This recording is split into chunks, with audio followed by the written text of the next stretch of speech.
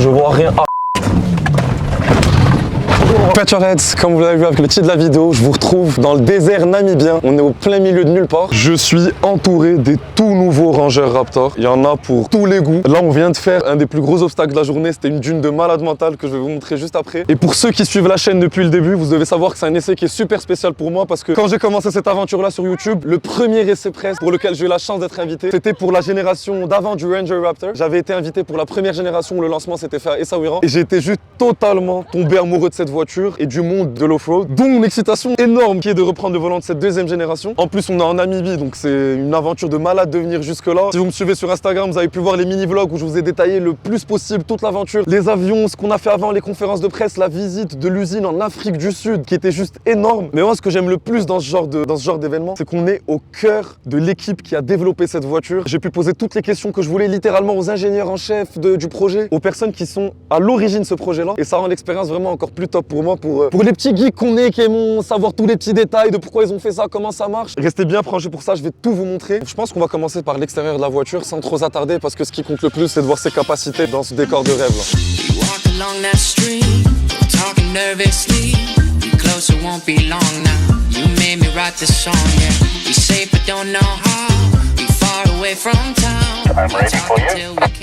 Là, on va se faire une dune énorme. J'espère que vous allez réaliser à quel point c'est haut. Let's go.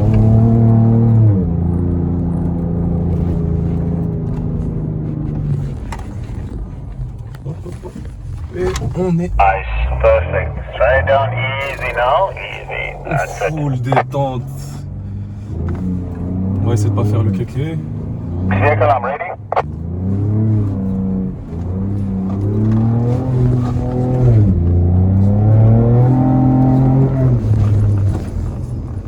C'est trop satisfaisant, vraiment j'adore faire du off-road. Bravo! C'est passé crème, c'était trop cool. Ouais, il a même dit perfect.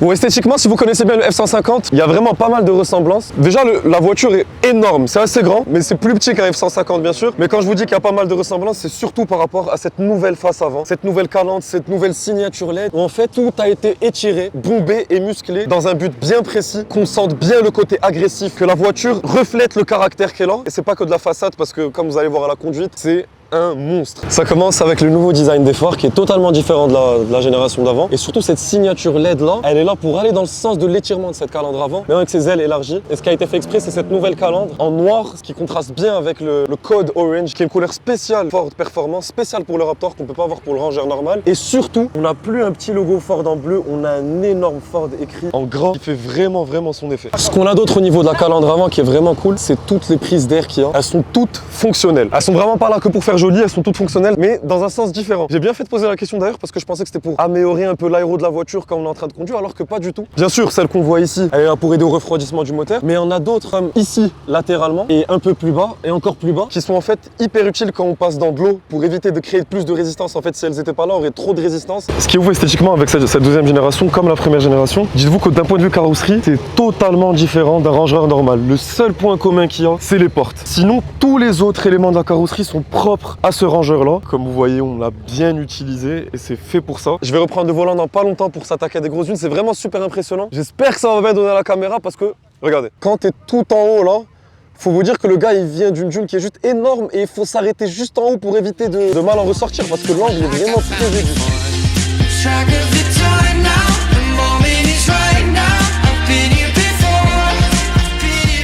Du coup, Petrolheads, je vous retrouve au volant.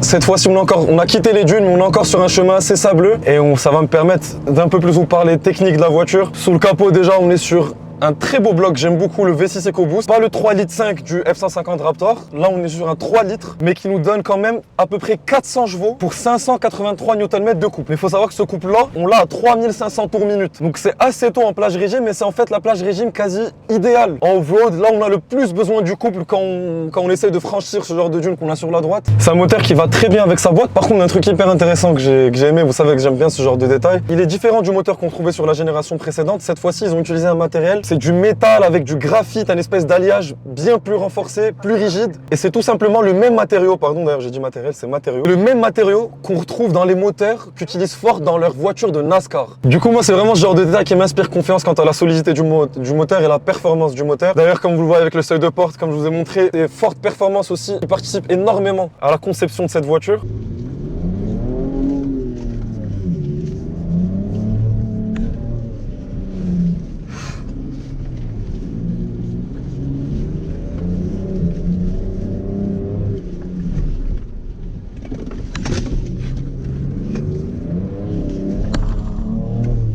Par contre, technologiquement parlant, on a vraiment un bond en avant par rapport au Ranger Raptor de la première génération. Que ce soit, premièrement, par rapport au différentiel.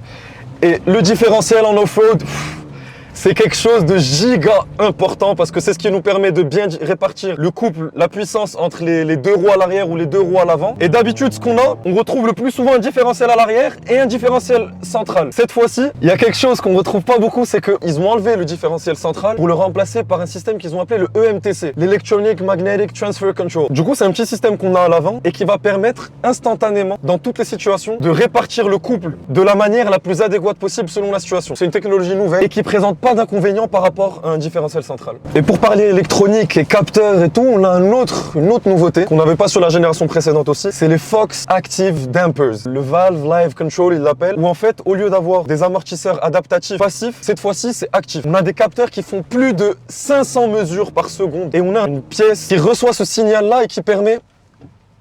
Waouh, ok, là on est vraiment plein dans les buissons. Et qui permet du coup d'adapter la quantité de fluide qui est envoyé à l'amortisseur et par conséquent la rigidité ou la souplesse de ce dernier. Du coup, d'avoir ces nouveaux Active Dampers, ça permet d'avoir par exemple le Jump Mode où les capteurs vont automatiquement détecter quand on fait un saut pour direct rendre les amortisseurs arrière et les amortisseurs avant tout de suite plus rigides, qui permet d'avoir un atterrissage bien plus efficace. Et un autre truc par rapport aux amortisseurs qui permet d'être plus performant, un nouvel aspect de ces amortisseurs-là, c'est qu'ils ont augmenté en fait la période du ressort si on veut parler d'un point de vue bien physique. C'est en gros le va-et-vient, la distance du va-et-vient qui est plus élevée et qui participe aussi à améliorer la performance, améliorer les capacités de la voiture en tout terrain comme ça.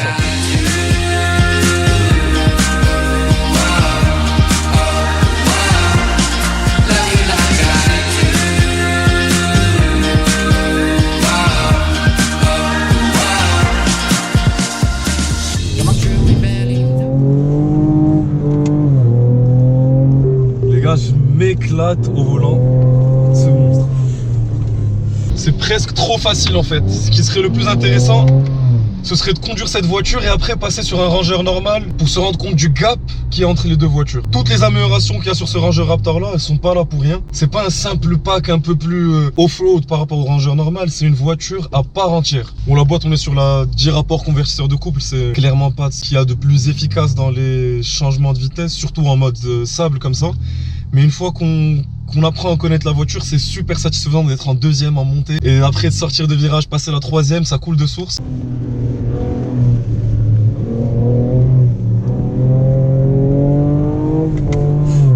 Juste pour que vous sachiez, là je me permets de suivre la voiture devant moi aussi près parce qu'on a un pilote Rally Raid, Garrett, qui est devant nous, donc on peut dire que je suis tombé sur la personne qui va le plus vite dans le convoi, donc ça c'est cool de suivre et d'être aussi dynamique dans le sable comme ça, c'est ouf. Regardez le paysage qu'il y a devant nous.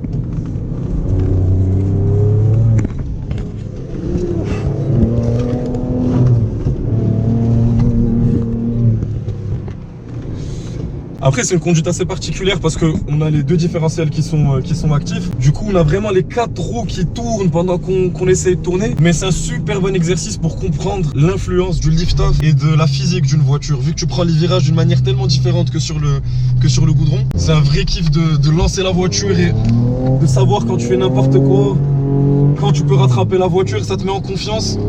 Et une fois que tu comprends un peu, c'est très très plaisant. Surtout qu'on ne peut pas se permettre de freiner où on veut à n'importe quel endroit, sinon tu peux te bloquer. Et il suffit pas juste en fait de toujours être à fond pour monter sur les dunes, au contraire. Il y a toute une philosophie de conduite que j'aime beaucoup. On va attaquer un énorme tronçon, une dune qui est juste énorme.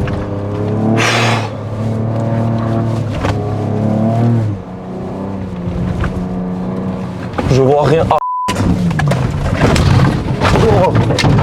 Oh.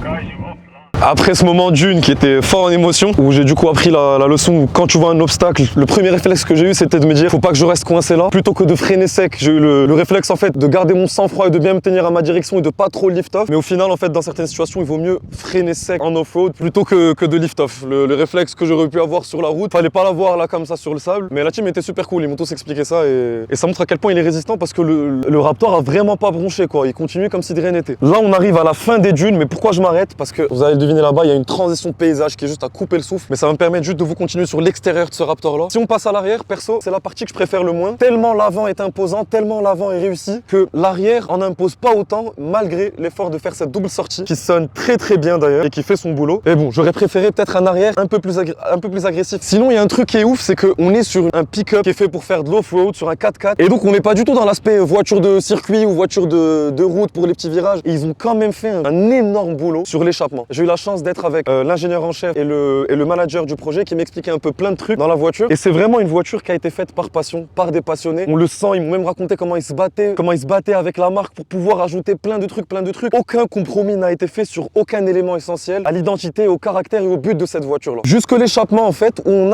a un système de valves actives, jusque-là rien de détonnant. On a 3 valves avec une qui sert de bypass pour que ce soit bien silencieux en quiet mode, vu qu'on a le mode quiet, normal, sport et Baja. Et en fait, quand on est en mode Baja, dont je vais vous parler juste après quand je reprends le volant parce que vous allez bien comprendre tous les petits détails qui se cachent dans la conception de cette voiture et pourquoi je l'aime autant. En mode Baja, les valves s'ouvrent et entre le catalyseur et les sorties d'échappement, ça devient un straight pipe. Il n'y a plus rien et on l'entend vraiment au cold start, aux accélérations, même de loin. Il chante pas mal ce 3 litres V6 EcoBoost.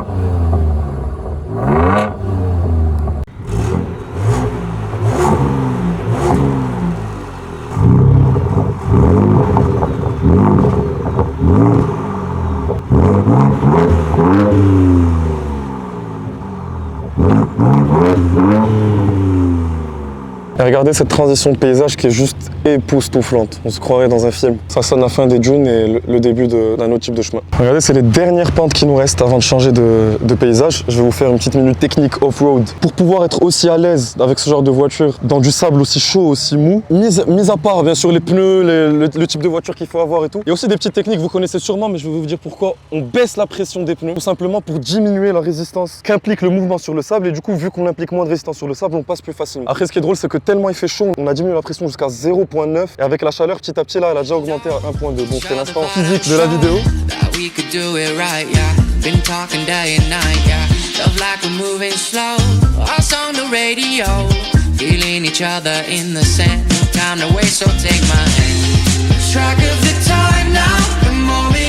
Après, il faut savoir aussi qu'on a plein de modes de conduite, 7 modes de conduite. Là, on est en mode Sand qui permet d'avoir du couple le plus tôt. Il y a aussi le mode Baja, comme je vous en ai parlé juste avant quand on était à l'extérieur. Et le Baja, c'est pas un mode qui est là juste pour faire joli. Cette voiture, elle a été conçue par l'équipe dans l'optique de gagner cette course mythique. Le Baja, si vous savez pas, il faut savoir que c'est une des plus longues courses du monde. C'est le Baja 1000 et c'est 1000 pour 1000 miles, soit à peu près 1600 km.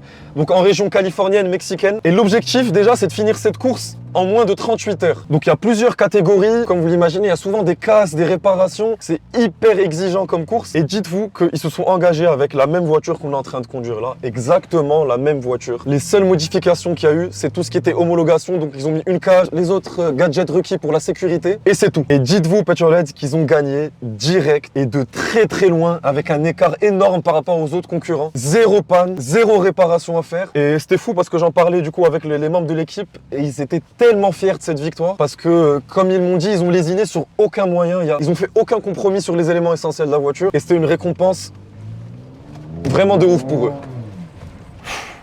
Je vais me mettre en mode manuel et on va accélérer un peu là parce que on est vraiment sur un terrain de jeu où le Raptor est ultra giga à l'aise. Ça c'est fou et satisfaisant d'aller à des vitesses ultra élevées dans un terrain comme celui-ci. Ce qui est impressionnant, c'est pas d'être dans un terrain comme celui-ci, parce que là on n'est pas sur des dunes ou quoi que ce soit, mais c'est de ressentir l'aisance qu'a la voiture face à ce genre d'environnement. Tu peux être sur du 120 km/h en toute tranquillité.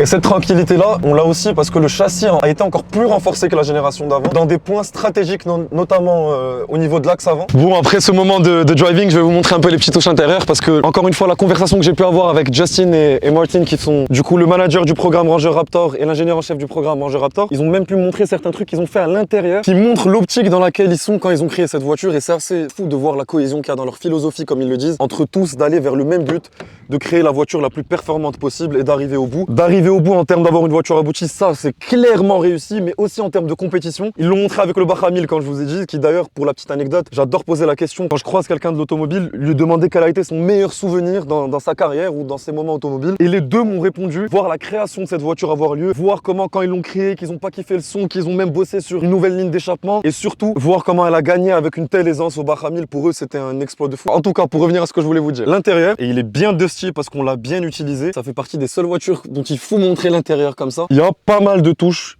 qui montrent l'ADN Raptor. On parle pas d'un pack, hein, on parle vraiment d'une voiture totalement différente. Et on va commencer par un détail que j'ai adoré. Les sièges. Les sièges, dites-vous qu'ils ont été faits en s'inspirant du design des sièges de l'avion de chasse Raptor, parce qu'il y a un avion de chasse qui s'appelle Raptor, notamment pour tout ce qui est maintien et design. Et c'est vrai qu'on est très bien maintenu dans ces sièges-là qui sont baqués. Pas entièrement, mais pour une voiture off-road, c'est vraiment du baquet. Et on a en fait les rappels de Code Orange un peu partout, avec les rappels Raptor sur un fond de Code Orange. J'aime beaucoup. On a eu de la chance d'avoir une voiture orange, mais c'est les mêmes rappels pour toutes les couleurs. Le center trim, comme sur une supercar, et le stitching avec un volant façon sport. Il y a un truc que j'ai beaucoup aimé, comme vous le voyez, on a un énorme écran maintenant, c'est cette énorme console centrale, bien poussiéreuse vu de l'utilisation qu'on en a faite, et un beau cockpit digital avec une belle animation de très bonne qualité. Du coup, on a 7 modes de conduite comme je vous l'ai dit, et par rapport au mode de conduite qu'on change comme ça, on a à chaque fois une différente animation qui est assez stylée, je trouve, j'aime bien. Je vais mettre en mode Baja exprès, et le fait que je vous commence par vous parler du digital, c'est aussi pour vous dire qu'ils n'ont pas oublié l'analogue. Malgré tout ce digital là, on a encore les commandes de clim en analogue, mais on a surtout les commandes de gestion de la voiture qui sont analogues, notamment en un bouton. Je peux mettre ma direction en sport, en confort ou en normal. Moi, je la mets toujours en off-road pour que ce soit un peu plus dur, qu'on ait un meilleur feedback, comme je vous ai dit. Les dampers peuvent être en normal, en sport ou en off-road. Et regardez, il y a 4 modes de conduite pour l'exhaust, assez cool. Il y a aussi ce bouton Air là, qui est le Air Mode, c'est le My Mode en gros. Comme sur toutes les sportives modernes, on peut configurer exactement chaque paramètre comme on veut. Mais c'est assez cool de voir ça sur un 4x4. Maintenant, on fait place aux autres trucs qui m'ont montré eux-mêmes directement et ce que j'ai vraiment adoré. Ça va être par rapport à ça. Les jauges. Regardez la précision de toutes les jauges qu'on a. On a la température d'huile, la température du turbo, la température d'air, la température de la transmission. On a même la pression au niveau du turbo. Et ça, je trouve que c'est super cool parce que sur plein de sportifs, par exemple, on trouve pas ça aujourd'hui. Là, c'est vraiment le moment pour ceux qui aiment bien les gadgets. Il y a des settings de ouf comme le Performance Shift Indicator. Alors là, je vais l'enable, regardez là. Et là, on a un petit truc on a une petite aiguille qui prend forme ici et qui, en fait, à chaque fois que je vais arriver aux 4000 tours minute, ça va commencer à clignoter pour me dire qu'il faut que je passe la vitesse et je peux même set où est-ce que je veux cette aiguille directement. J'avais jamais vu ça avant, mais je trouve ça assez cool. Maintenant qu'on a toutes les données et qu'on a fait ce petit tour, on va se refaire un petit moment un peu agressif parce que vraiment, je me suis trouvé une réelle passion pour la conduite dynamique en off-road. Ça demande, c'est tellement exigeant sur plein de trucs, on pourrait croire qu'il faut juste mettre le pied au plancher et aller à fond, surtout quand on a une voiture comme ce Ranger là qui est tellement agréable et excitant à conduire. Regardez là comme ça. T'as l'impression vraiment que t'es le roi du monde, tellement tu glisses sur le sable, tu passes à travers tout. Je vous dis ça, c'est pas une question d'ego, mais c'est juste tellement jouissif de jouer. Ça réveille vraiment l'enfant qui est en vous. Ça fait longtemps que j'avais pas eu du plaisir comme ça en volant d'une voiture. Oh là là, regardez-moi ça. Ouh,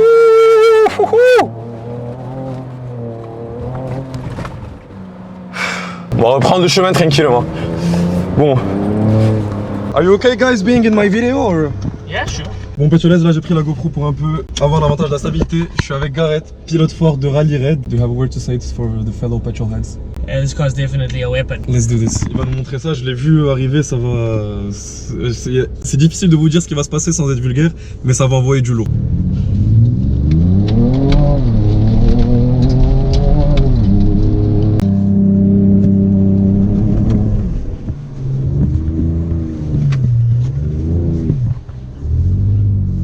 Ok.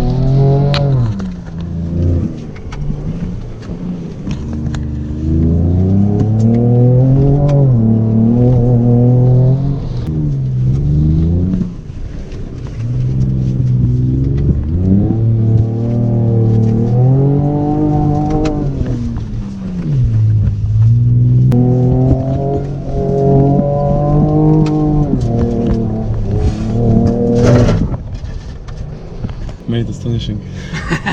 Enjoy? Oh, so much. I didn't want to talk not to disturb you, but that was amazing. Et c'est avec ce hot lap de folie que cette aventure que j'oublierai jamais a pris fin. Comme pour la première génération, j'ai été impressionné par ce Ranger Raptor là, de voir son évolution et voir à quel point ils l'ont abouti sur tous les fronts. Excellente voiture qui avant tout te donne le smile dans son terrain de prédilection, à savoir tout simplement toute surface anormale. Le seul point négatif que j'ai réussi à lui trouver tellement je me suis éclaté au volant, c'était peut-être un peu l'isolation sonore et cette boîte à convertisseur de couple. Je me demande ce que ça donnerait avec une double embrayage, même si honnêtement en mode Baja on s'y fait très très vite. Comme vous l'avez vu de vos propres yeux, il franchit vraiment tous les obstacles sans aucun souci, notamment grâce aux plus gros points positifs qui ont retenu mon attention, surtout son moteur, ce nouveau système d'amortisseur, le châssis renforcé et aussi une excellente direction qui nous partage beaucoup de retours. Et je vous cache pas que ça a vraiment titillé mon envie de développer cette passion pour le off-road. On verra ce que ça donne pour le futur. En tout cas, énorme merci à Ford North Africa pour l'invitation. Merci à toute l'équipe Ford pour leur accueil et merci à vous Petrolites d'avoir vu cet essai jusqu'au bout. Comme d'hab, laissez un like et un commentaire pour aider au développement de la chaîne et n'oubliez pas de vous abonner pour pas rater les prochaines aventures.